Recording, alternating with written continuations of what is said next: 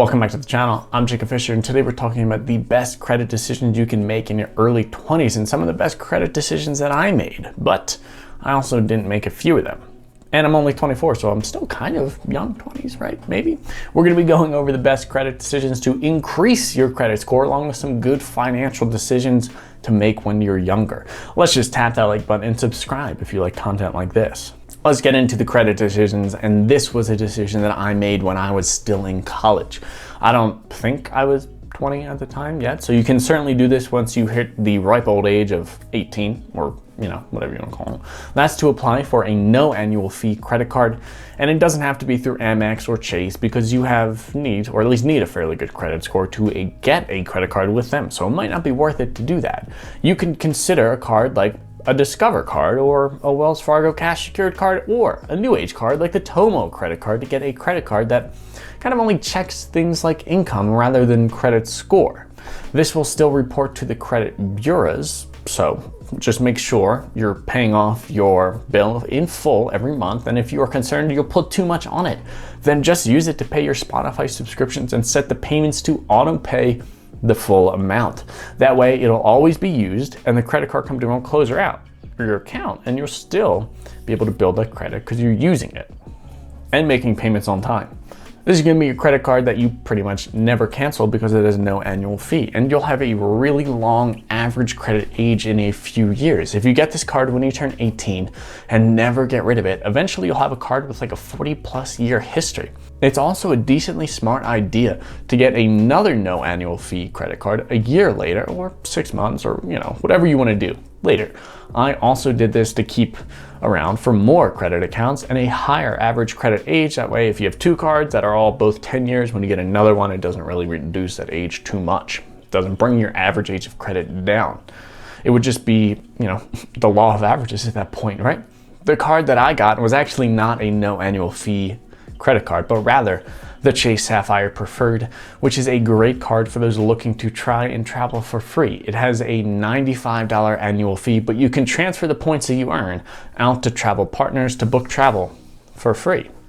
You can also combine this card with a Freedom Unlimited to earn 1.5x on everything. That's what's super helpful about the Chase ecosystem. You can transfer points from the Freedom to the Sapphire and then to travel partners.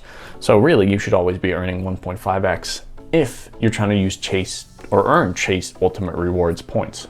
Moving on, you could consider getting a car loan in your early 20s to help establish more credit. Of course, if you can't afford a car, then don't go out and get one. But if you can, or need a new one, then try to take a loan out on a car. There are a million places to get a 0% APR loan on a car, which is definitely the preferred option when it comes to car loans. 0%, no interest, that's right. In March, many companies like Jeep, Subaru, sometimes even Audi offer anywhere from 0% to 36 months, for 36 months, to 0% to 84 months, which is insane. BMW doesn't offer this, or at least I haven't seen it, but some Audi 2020 models were offering 0% for 60-month loans. That's really good. If you want an Audi and you can afford it, then go for it. If you need a new car but can't get a new one, then it doesn't hurt to try out the certified pre-owned section to get a cheaper car and still a loan to build your credit history.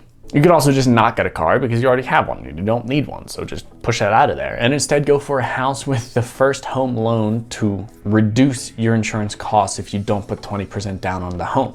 I know homes are super expensive right now, and putting 20% down on a home sounds like a terrible idea. But with a FHA loan, you can actually put 3.5% down on your first home that you're gonna live in, and you get charged less for the insurance that you typically get when you have to pay, or when you pay less than 20% down on a home. I haven't done this because homes are, again, way too expensive. I mean, maybe if there was a $300,000 house, I'd consider it, but unless you want a studio where you live with me, that's not really an option where I live. I can move, and that is true. I could just leave and move to a cheaper area. We could all move to cheaper areas with work from home life, and then it's possible to do 95% of the jobs entirely remote, so maybe that'll be something you do. Anyways, let's move into some of those non-credit decisions that'll improve your life. You should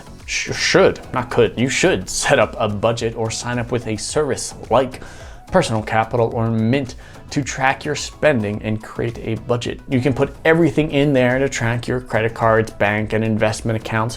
One day they'll let you do crypto, hopefully soon. This is a super easy way to track your savings progress or just see where you spend your money or how much you spend in a specific category. Maybe you need to cut it down for a little bit. Either way, you'll know what you're spending your money on now, and you don't need to be concerned with not knowing what you spend your money on because it'll all be outlined on the app or on your budget tracker for you. Budget trackers are, again, super helpful and have definitely pushed me in the direction of spending less and saving more. It feels a lot easier to save when I see everything I spend my money on and how much my investments accounts are growing each month with my additions. I just like seeing my balances increasing. Well, investment balance is increasing, not my credit card balance is increasing. Then finally, start saving for retirement or home. I've chosen to forego traditional savings accounts like a Roth IRA until I purchase my first home. Maybe it's a dumb decision. It could be, honestly. I'll have to pay more in taxes, but I could also borrow against my portfolio instead of selling my positions. This allows me to access low interest rates through like Interactive Brokers at a 2.5% rate. And sometimes you can't do this with an IRA. I can also liquidate my positions in a real emergency or business opportunity and not have any penalties to withdrawing from the IRA. That's just personal preference, and you can roast me in the comments below if you feel so inclined. Actually, let's get a little bonus one in here. You should definitely focus on debt first.